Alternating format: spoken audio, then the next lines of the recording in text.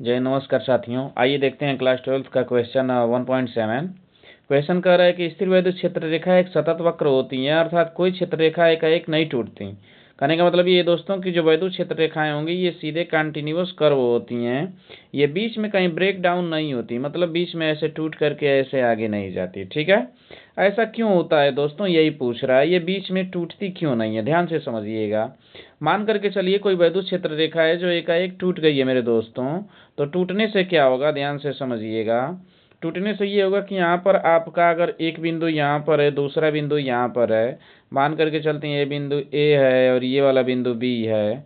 अगर यहाँ से चार्ज को हमको ए से बी तक ले करके जाना रहता दोस्तों, तो क्या होता है, अब चार्ज यहाँ पर कूद करके तो जा नहीं सकता है, यानी कि अगर किसी बिंदु पर वैद्युत क्षेत्र रेखाएं टूट जाएंगी तो यहाँ पर साथियों क्या हो जाएगा, जो वैद्युत क्षेत्र है ये आपका अनुपस्थित हो जाएगा, एब्सेंट हो जाएगा।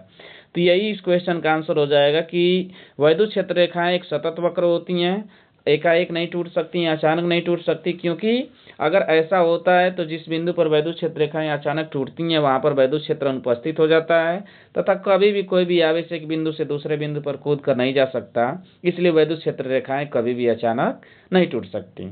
आइए दोस्तों देखते हैं ऑप्शन नंबर दूसरा, जो कि दे रखा है आपका। कह रहे हैं साथियों कि स्पष्ट कीजिए कि दो क्षेत्र रेखाएं एक दूसरे को प्रतिच्छेदन क्यों नहीं करती। कह रहा है कि दो क्षेत्र रेखाएं एक दूसरे को क्यों नहीं काटती, तो ध्यान से समझिएगा। क्या होता है कि अगर दो वैद्युत क्षेत्र रेखाएं एक दूसरे को काटेंगी दोस्तों, तो कटान बिंदु पर क्या होगा साथियों, कटान बिंदु पर हम लोग कम से कम दो स्पर्श रेखाएं खींच सकते हैं, कम से कम दो स्पर्श रेखा खींच सकते हैं, जिससे वैद्युत क्षेत्र की हमको दो दो दिशा मिलेगी। और ये क्या है आपका असंभव है, क्योंकि वैद्युत क्षेत्र की केवल एक ही दिशा होती है। ठीक है दोस्तों, तो इसलिए जो वैद्युत क्षेत्र रेखाएं होती हैं एक दूसरे को कभी नहीं काट सकती।